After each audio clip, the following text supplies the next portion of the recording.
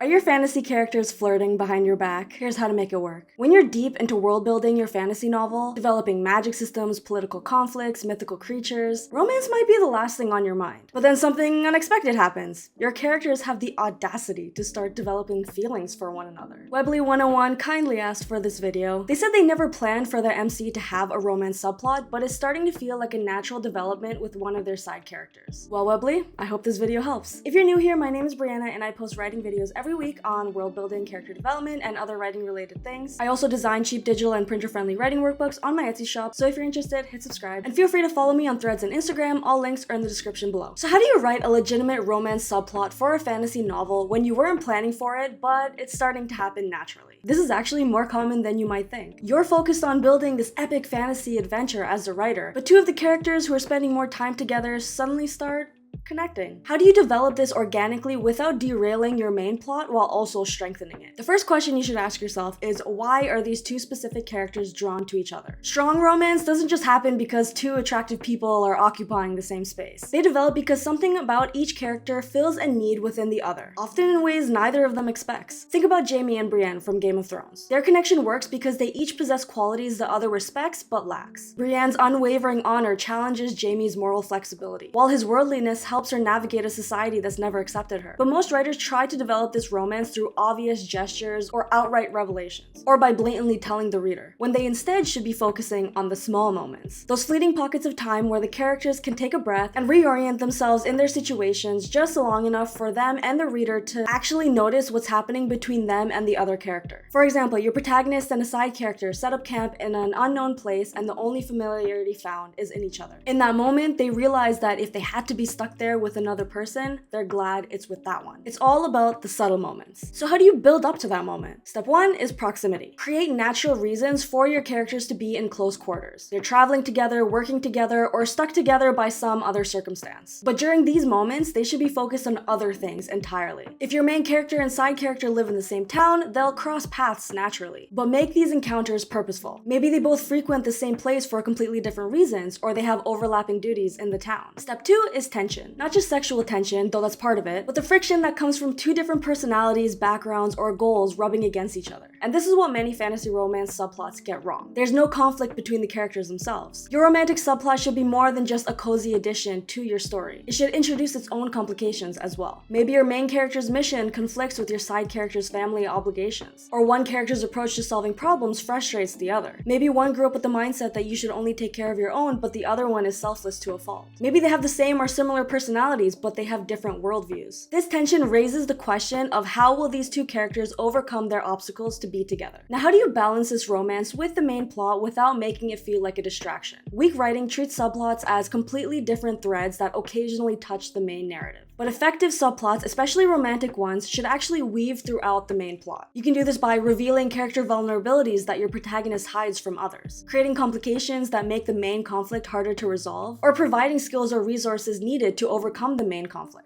For example, maybe your side character knows something about the town's history that becomes vital to your main character's quest. Or maybe their relationship forces your protagonist to confront a personal flaw that's been holding them back. In my video last week, I talked about the 3 layers of character development: the mask, the wound, and the contradiction. In this case, maybe your protagonist puts on a personable and extroverted mask to shield their true feelings, but they remove this mask for a side character to show that they're actually incredibly anxious. And their smooth-talking mask is just how they avoid uncomfortable situations or conflicts. Step 3 is the revelation. It's that satisfying moment where a character suddenly sees another character in a new light and realizes their feelings for them. This is the camping in that unknown place type of moment. These revelations don't have to happen through life-saving rescues or unexpected, dramatic, passionate spurs of the moment. Actually, the more ordinary the circumstance, the more powerful the revelation can be. Maybe your main character notices how your side character handles a village dispute with wisdom, or they catch them in a moment of kindness when they think no one's watching. Maybe during a moment alone together, they laugh over something silly, and the protagonist realizes that they want to hear more of that laugh. So Webley, you asked how to develop a romance subplot within the background, but you can't just let a subplot exist without it influencing the main plot in some way. Otherwise, there's no point in including it in the story. A romantic subplot means that a new, unexpected element has entered your MC's life that complicates their goals, perspectives, and raises the stake against the main conflict, because now the MC has someone they don't want to lose. That means they should be thinking about this person as they journey throughout the narrative and make careful or rash decisions because of this person. But obviously, if you want your romance to be a subplot, you still don't want it to overshadow your main plot. So what you want to do is make the romantic moments brief but impactful. And you can do this with the 70-20-10 rule. 70% of your romantic subplot should advance through subtext and small, brief moments where your protagonist is doing something else and happens to encounter this side character. 20% of it will be through direct interactions. These will be longer scenes where they're spending time with each other, not for romantic reasons, but instead reasons that affect or progress the plot in some way. And 10% will be through obviously romantic scenes. And this will be the direct flirting or emotionally or physically intimate moments. Now, the 20 and 10% moments can be intertwined if one of their plot progressing direct interactions involves spending time alone with each other. But you don't want to do this every time because you don't want to risk overshadowing the plot progression. For example, they're alone in a library reading through books on ancient town history. This is the perfect opportunity to advance the plot. They find critical information that will help them against the conflict, and also incorporate an intimate scene. How intimate this scene is depends on where they are in their relationship at this point. Now, what if you're worried about the romance feeling forced? It's all reader validation. Throughout your story, try to have the reader subtly root for this relationship by having other characters notice the chemistry before the couple does. Maybe a town elder makes a knowing comment, or a stranger innocently assumes that they're together. These external validations make the eventual romance feel inevitable instead of contrived. If you want more help on fantasy world building, magic systems, and character development, I have designed some affordable writing workbooks just for that. You can check them out in the link in the description. And if you want more help on becoming a better writer, you might want to check out this video next. Don't forget to like and subscribe, and let me know in the comments if you're struggling with another writing issue or you have an idea for another video you'd like me to make. Until the next chapter.